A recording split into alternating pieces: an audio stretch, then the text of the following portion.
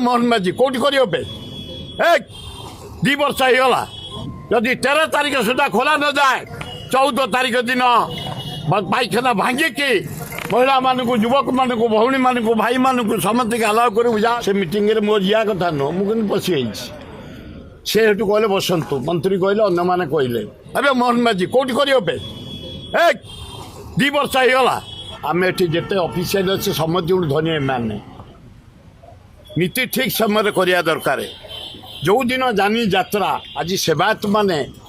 जदि उच्च कोटीर स्थान पहुँचती लिंगराज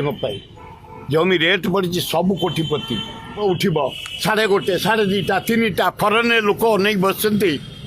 सुई छिपी इलेक्ट्रोनिक मीडिया रही